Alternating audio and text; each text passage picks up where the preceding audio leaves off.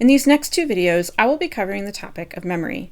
In this video, I'll start by discussing different types of memory, and in the next video, we'll cover the process of how our memory actually works, and some of the ways that it can sometimes go wrong.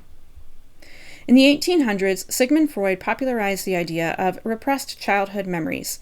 That is, the idea that something could happen to you in childhood that was so traumatic that you would actually block it from your conscious awareness as an adult. Repressed memories is often popularized in books and movies and TV shows, but you might be surprised to learn that it's actually been pretty much debunked in the scientific community. It turns out that people can actually remember things that never happened, called false memories, and we'll talk more about these in the next video. Because of this, there is a legitimate concern that so-called recovered memories in adulthood may not actually be real memories after all, or at least that they may be very distorted from what actually happened.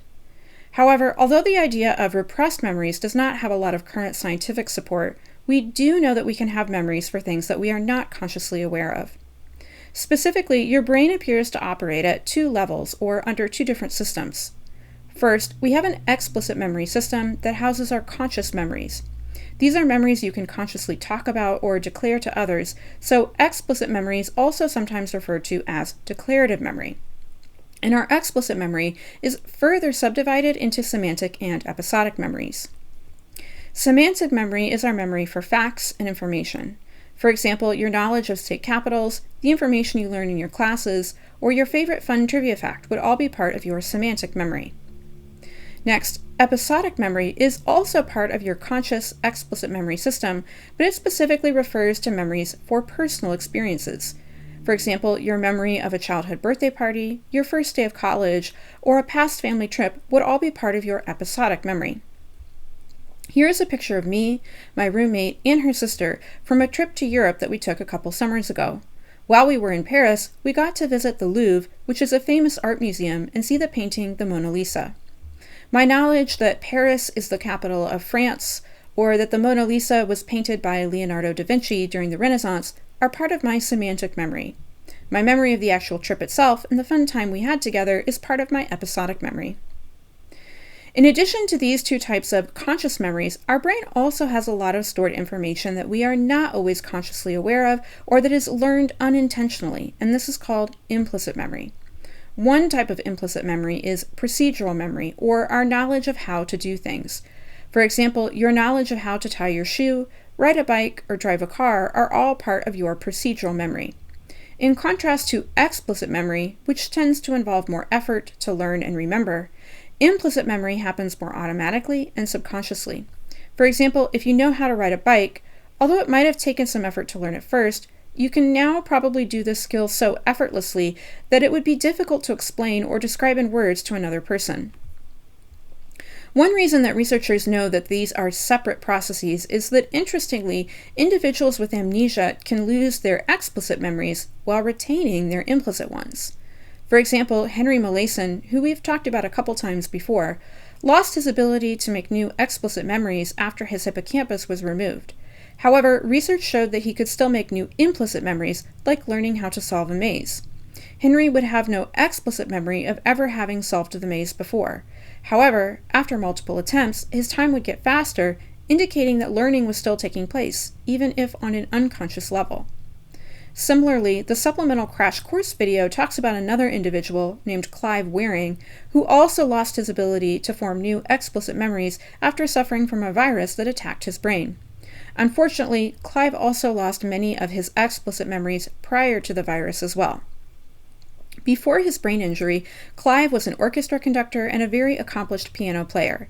Today, Clive has no explicit memory of playing the piano. If you ask him to play a song, he'll actually tell you that he doesn't know how.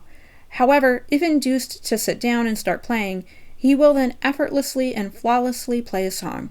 This is because Clive's procedural memory of how to play the piano is part of his implicit memory system, which is separate from his explicit knowledge. Okay, let's pause for an application practice question. Carlos has been playing tennis for many years. See if you can match the information below to the correct type of memory. First, Carlos's knowledge of how to play tennis is part of his procedural memory. Remember that procedural memory is implicit, so implicit memory would have also worked for this answer choice. Next, Carlos's knowledge that a tennis ball is yellow is part of his semantic memory, and his memory of winning his most recent tennis match is part of his episodic memory. Both semantic and episodic memories are explicit memories, so explicit memory would have also worked for those last two answer choices. Finally, psychologists also distinguish between short-term memory, also sometimes called working memory, and long-term memory. Have you ever seen the movie Finding Nemo? In it, one of the characters, Dory, complains of having short-term memory loss.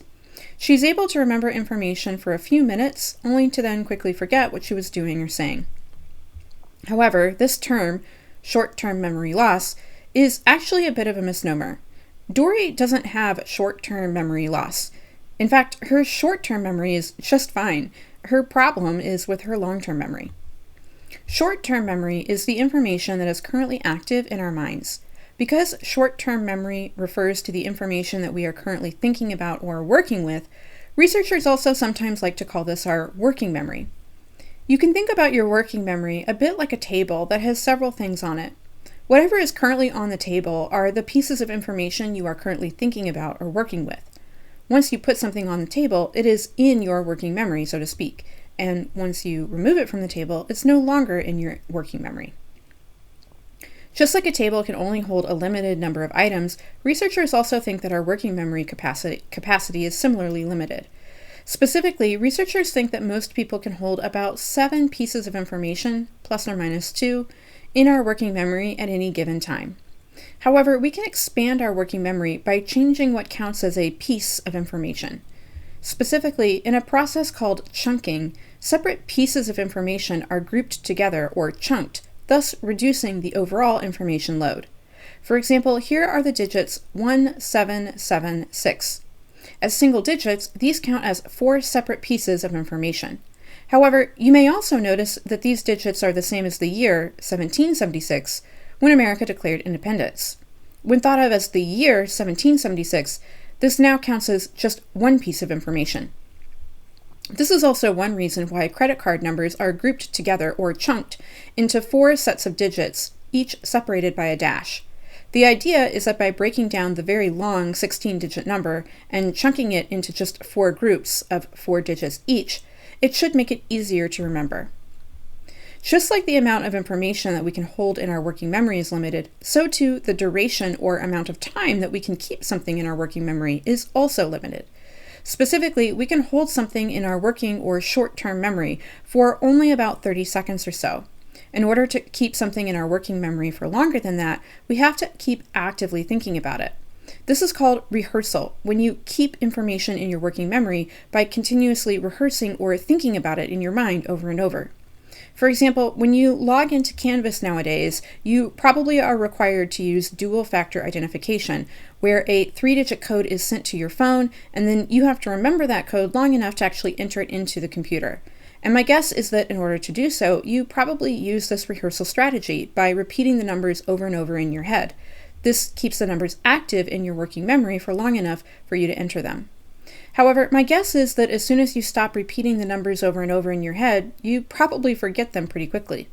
So how is it that we can remember things that have happened days, months, or even years ago? To remember information for longer than a few moments, we need to take the information from our short-term memory and consolidate it into our working memory storage, and we'll talk more about how this works in the next video. We can also pull information from our long-term memory and then temporarily transfer it into our working memory. For example, when you're taking an exam, you are actively trying to pull up facts and information that you may have already learned about in your class in order to try and answer the questions correctly.